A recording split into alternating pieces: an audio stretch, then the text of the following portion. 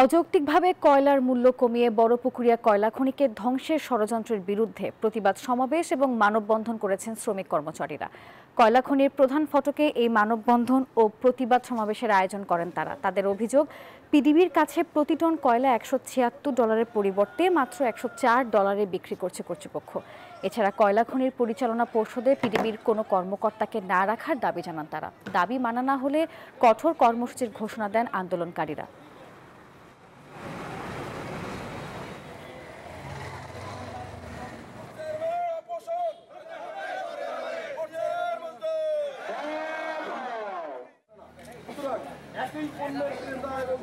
আজকে এখান থেকে অনতিবিলম্বে তাকে কয়লা খনি বোর্ডে আমরা জানি প্রতিবাদ কিভাবে করতে হয়। খনি সংগ্রাম লাঠি তৈরি করো।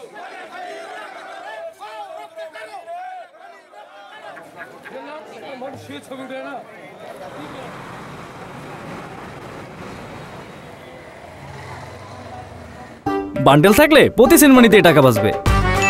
বিকাশ সেনমানি বান্ডেল কিনে জিতুন প্রতি লেনদেনে।